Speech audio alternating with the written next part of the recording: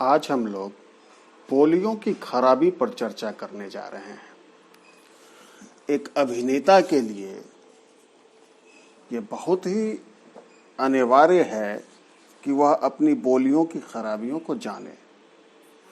यह न सिर्फ अभिनेता के लिए आवश्यक है, बल्कि व्यक्तिगत जीवन में किसी भी मनुष्य के लिए अति आवश्यक है कि वो अपनी बोलियों की खराबियों को जाने। अन्यथा वह हमेशा अर्थ का अनर्थ ही संप्रेषित करता रहेगा। तो एक तो अभिनेता को अपने संवाद को संप्रेषित करने के लिए अपनी बोलियों की खराबियों को जानना बहुत ही अनिवार्य है। दूसरा, उसे अगर चरित्र के रूप में संवाद को बोलना है तो भी उसे बोलियों की खराबियों के बारे में जानने की अति आवश्यकता है।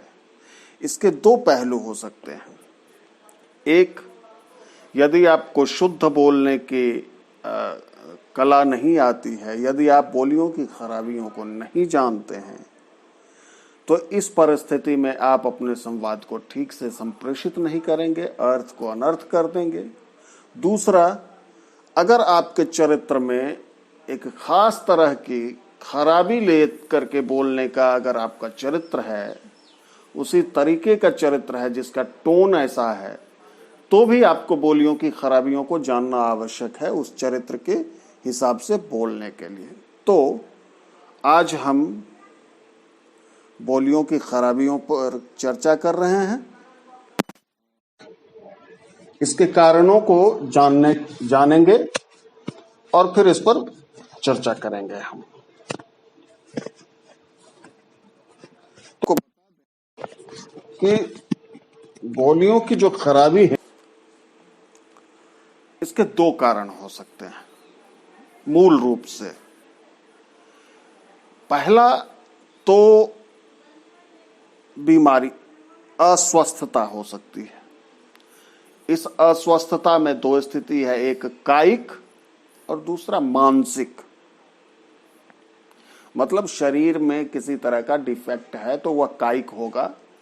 अगर मान लीजिए कि किसी के पास जिह्वा जो है वो तालू से जुड़ी हुई है, तो वह कायिक खराबियों के अंदर में आएगी, जिसकी वजह से जो उच्चारण दोष होते हैं, बोलियों में जो खराबी उत्पन्न होती है, वो कायिक होगा, शरीर के द्वारा होगा। कई लोगों के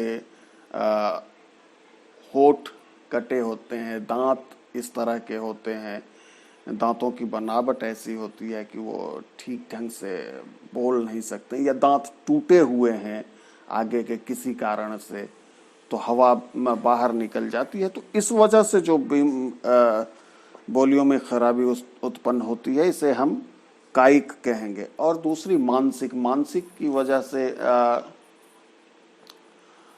मानसिक शब्दों की अभाव हो गए या रुग्णता इस तरह की है, तो वो मानसिक बीमारी के अंतर्गत आता है। तो इस पर हम आगे विस्तार से चर्चा करेंगे। अभी हम मोटा मोटा ये समझें कि बोली की खराबियों का जो कारण है, उसमें एक नंबर पर स्वास्थ्य का है, और दूसरा जो है वह हमारे एक तो क्षत्रिय प्रभाव का है, जो हमने अपने जीवन में सीखा है, उस सीखने के क्रम में जो हमने गलतियों को अपने साथ ले लिया है, वो हमारे असल में अशुद्ध उच्चारण, बोलियों की खराबियों का कारण है। तो एक अभिनेता के तौर पर हमें इस दूसरे वाले को पहले समझने की आवश्यकता है, जो हमने आज तक अपनी आदतों में जो गड़बड़ियां पैदा करके जो चीजें इकट्ठा की है, और जो हमें हमारे परिवेश में हमारी क्षत्रियता की वजह से, हमारी मदर टंग, हमारी जो मातृभाषा है, जो हमारी लोक बोलियां हैं, उनके प्रभाव की वजह से जो हमें चीजें बिगड़ती हैं, उसे समझने की जरूरत है। उसे समझ करके हम एक न्यूट्रल पोजीशन में आ सकते हैं। एक सही उच्चारण को हम सीख सकते हैं और बोलियों की खराबियों को दूर कर सकते हैं, और फिर जाकर के हम उसके ऊपर और उसको बेहतर करने का काम कर सकते हैं। तो आज हम लोग मूल रूप से जो चर्चा करने वाले हैं बोलियों की खराबियों में, वो दूसरे वाले बिंदु पर करेंगे, क्षत्रिय प्रभाव और जीवन में जो हमने सीखा है आसपास के प्रभाव की वजह से, हमारे जो वातावरण से हमने जो ग्रहण किया है, उस ग्रहण करने के क्रम में जो हमारे भीतर उसके बारे में सचेत होकर के जो हमने उसे देखने की कोशिश नहीं की है, उसे आज हम सचेत होकर के देखने की कोशिश करेंगे। एक तो उच्चारण में हमें ये समझना पड़ेगा कि हम भारत के लोग हैं और भारत में अनेक, कम से कम संवैधानिक तौर पर 18 भाषाएं और अनेक बोलियां बोली जाती हैं भारत में, और हर बोलियों का अपनी विशेषताएं हैं, उनके अपने क्षेत्रीय प्रभाव हैं। और उन बोलियों की वजह से जो मूल भाषा के तौर पर हमारे देश की जो एक, जिसे हम राष्ट्रीय भाषा के स्तर पर समझते हैं, राजभाषा के तौर पर जानते हैं, जो एक पूरे देश में बोले जाने वाली भाषा के रूप में जिसे हिंदी को हम समझते और जानते हैं, या अंग्रेजी को भी अंतर्राष्ट्रीय भाषा के रूप में जब हम जानते और समझते हैं, तो उसके बोलने के ऊपर हमारे क्षेत्रीयता का प्रभाव स्पष्ट रूप से देखा जाता है। हमारी हिंदी जो बिहार की हिंदी है, वह निश्चित तौर पर दिल्ली की हिंदी, हरियाणा की हिंदी, राजस्थान की हिंदी, अलग अलग प्रदेशों की हिंदी से अलग है, क्योंकि हर जगह की हिंदी में अपने क्षेत्रीय प्रभाव होते हैं। तो खैर हम उस पर चर्चा करेंगे। अभी हमें ये जानना है कि हम विविध भाषाओं के ऊपर तो विस्तार से चर्चा नहीं कर पाएंगे, इसलिए हम थोड़ी सी चर्चा हिंदी को आधार बना करके ही करेंगे, क्योंकि यह हिंदी पट्टी का क्षेत्र है, और थोड़ी सी अंग्रेजी को भी हम लोग समझने की कोशिश कर सकते हैं। तो जैसा कि हम जानते हैं कि अंग्रेजी एक ऐसी भाषा है, उसमें जरूरी नहीं कि जो लिखा जाए वो वही बोला जाए। लिखे और बोलने में फर्क होता है। केमिस्ट्री जैसे है CHE से शुरू होता है, साइकोलॉजी को आप देख सकते हैं PSY से शुरू होता है। तो इस तरह से सीमेंट जो है C से शुरू होता है। तो इस तरह से हम देख सकते हैं कि जो हम वहां लिखते हैं वही बोलते हैं, ऐसा नहीं होता। इसलिए उसके बोलने के लिए, उसके एक्सेंट के लिए हमें अलग से काम करने की जरूरत होती है, हमें डिक्शनरी देखने की जरूरत होती है, शब्दकोशों से उसके उच्चारण को हम जान पाते हैं, और उसके उच्चारण के अपने प्रक्रिया हैं, उस पर अलग से चर्चा की आवश्यकता होगी। उसी तरह से उर्दू चूंकि अरबी और फारसी से आई है, तो उर्दू में भी जो जिस तरीके से उसके वर्ण हैं, वह वर्ण हूबहू वैसे ही उच्चारण में नहीं आता है। जैसे उसके वर्ण हैं अलीफ, बे, पे, ते, से, हे, चे, खे, दाल, जाल, डाल। तो लेकिन वो जब उच्चारण के क्रम में अलीफ आ हो जाता है, बे ब हो जाता है, पे प हो जाता है, तो इस तरह से चीजें चलती है वहां भी। लेकिन हिंदी एक ऐसी वैज्ञानिक भाषा है जिसमें जो लिखा जाता है वही बोला जाता है। अ कभी ए नहीं होता, यहां आ कभी आ छोड़कर कुछ नहीं होता, क ही होता है। यहां साइकोलॉजी लिखने के लिए PSY की जरूरत नहीं है, स से ही शुरू होगा। तो ये एक ऐसी वैज्ञानिक भाषा है हिंदी, जो सिर्फ जो लिखा जाता है वही इसमें उच्चारण किया जाता है, वही बोला जाता है। तो हमें हिंदी को लेकर के इस बात को ध्यान रखना चाहिए कि जब हम हिंदी भाषा में, देवनागरी भाषा में जो हिंदी, देवनागरी लिपि में जो हिंदी लिखी हुई है, उसे जब हम पढ़ते हैं तो जो लिखा गया है अक्षर दर अक्षर और उन अक्षरों को मिलाकर के जो शब्द बनते हैं, उस शब्द को हमें समझना चाहिए, उसी तरह से बोलना चाहिए। तो आज हमने पीछे एक क्लास में अक्षरों के उच्चारण की चर्चा की थी और आज हम लोग उससे थोड़ा आगे बढ़ने की कोशिश कर रहे हैं। हिंदी पर भी कई जगह अंग्रेजी और उर्दू के प्रभाव आते हैं और जिसकी वजह से हिंदी के स्वरूप भी बिगड़ते हैं। इसके अलावा जो हमारी अपनी क्षेत्रीय भाषा बोलियां हैं, उनके भी प्रभाव की वजह से भी हम हिंदी को बदल लेते हैं। उदाहरण के तौर पर देख सकते हैं कि भोजपुरी भाषा या भोजपुरी, जो अभी भाषा जिसे दर्जा तो नहीं दिया गया लेकिन बिहार के लिए वो भाषा ही है, तो भोजपुरी में श और श ये नहीं है, वहां श और श स ही है। वहां विदेशिया है, वह भी उस तरह से वहां नहीं देखा जाता है, विदेशिया होता है वहां। विदेशिया की जगह पर विदेशिया होता है। वहां शंकर की जगह पर संकर होते हैं। तो उसका प्रभाव अब भोजपुरी क्षेत्र के लोगों के बोलियों पर हो सकता है।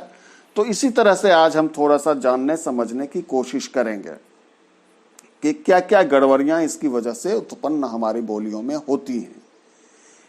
एक तो हिंदी में क, ख, ग, घ को कई सारे लोग ट, ठ, ड, ढ में बदल देते हैं। जैसे कमल, कमल को लोग टमल बोलेंगे। कमाकर खाओ, टमाटर खाओ, जो इस तरीके से तहां दा रहे हैं। जा को भी बदल देते हैं, द में बदल देते हैं। तो इस तरीके से ये गड़बड़ियां होती है, इसे हमें ध्यान रखने की जरूरत है। इसी तरह से लोग श और स तीनों में फर्क नहीं कर पाते हैं। शेष इसमें श और श दोनों है, मतलब तालव्य श और मूर्धन्य श, ये दोनों है, तो दोनों मिलकर के बनता है शेष। और इसको लोग शेष बोलते हैं, यानी कि तीनों को स बना देते हैं। स का भी सही उच्चारण लोग नहीं कर पाते हैं। सांप, सांप, इसको लोग सांप, तो इसमें भी गड़बड़ियां पैदा होती है। इसी तरह से श को स तो बनाते ही हैं और श जो मूर्धन्य श है उसको लोग ख भी बनाते हैं। खड्यंत्र, षड्यंत्र को लोग खड्यंत्र, षडदूषण को लोग खड़दूषण बोलते हैं। तो इस तरह से अगर देखा जाए, ये मैथिली में भी आप देखेंगे तो वहां भी ख के रूप में बोला जाता है। तो इस तरह से अगर एक शब्द हो कि हे कृष्ण, नहीं, कृष्ण कृष्ण रटो, तो कष्ट हरा जाएगा। कृष्ण कृष्ण रटो तो कष्ट कम हो जाएगा। इसको ऐसे हम लोग समझते हैं, कृष्ण कृष्ण रटो तो कष्ट कम हो जाएगा। अब इसको अगर हम बोलें कृष्ण कृष्ण रटो तो कष्ट कम हो जाएगा। अगर हम श को ख बोलेंगे तो इस तरह से ये हो जाएगा। इसी तरह से बहुत लोग स को फ बोलते हैं, फर, फंतोफ।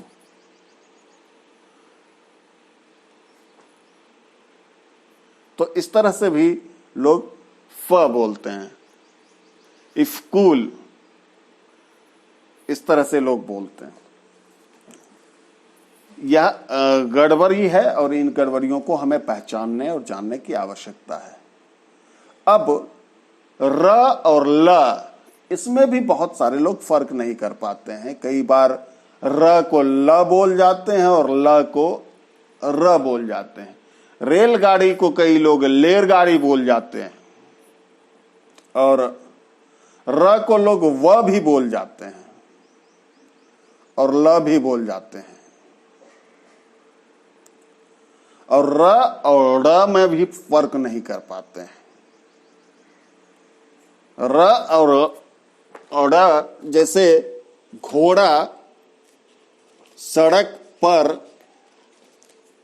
अड़क कर, भड़क कर गिर पड़ा, अगर इसे बोलना हो तो लोग बोलेंगे घोड़ा सड़क पर अड़क कर भड़क कर गिर पड़ा, या ऐसा बोल देंगे घोड़ा सड़क पर अड़क कर भड़क कर गिर पड़ा। तो यह भी अपने आप में एक बड़ी गड़बड़ी है जिसे हमें जानने की आवश्यकता है।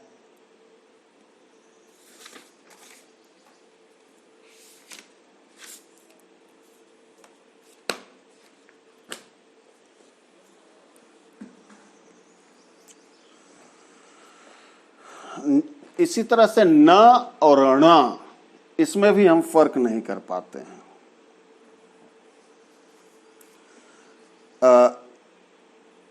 न,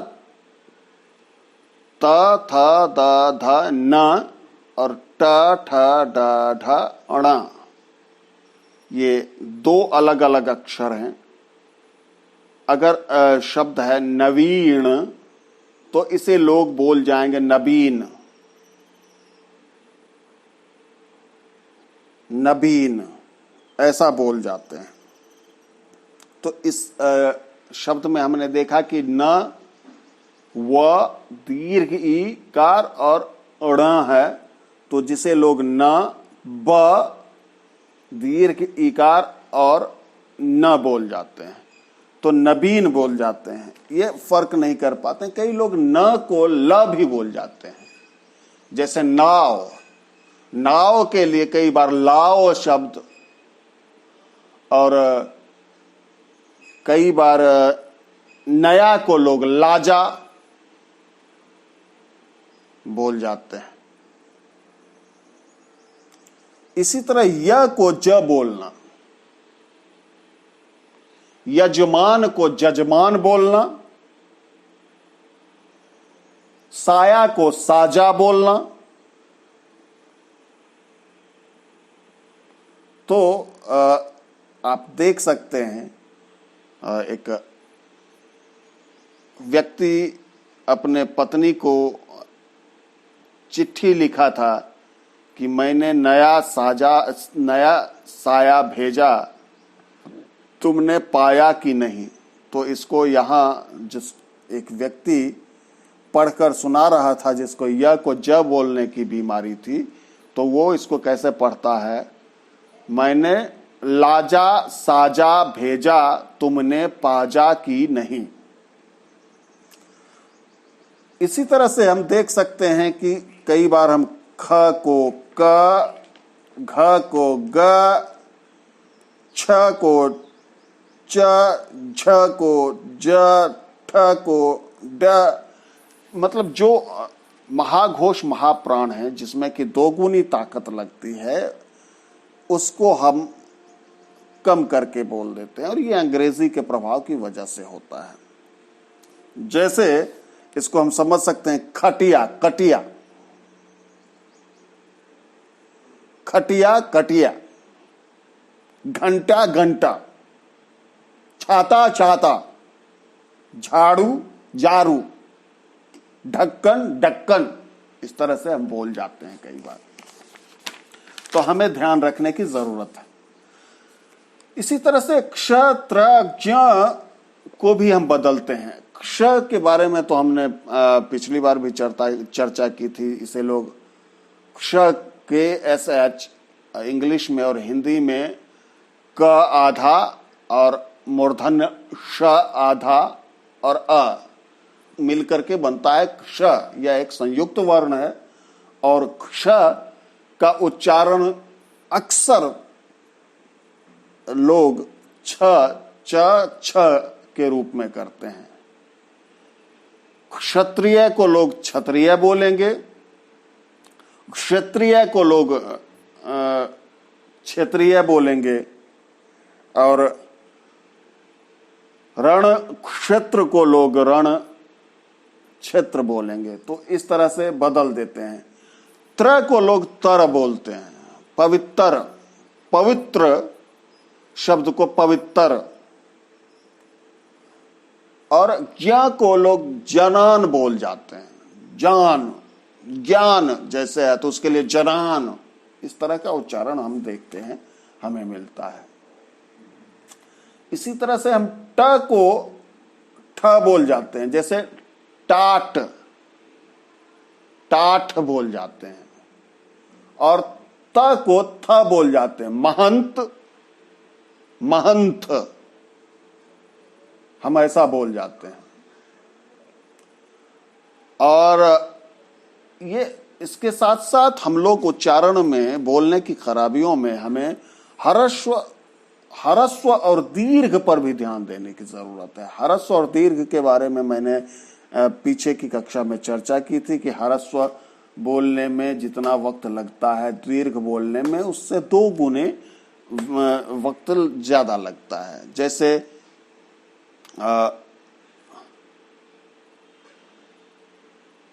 इमली, तो ई छोटी है, ह्रस्व है।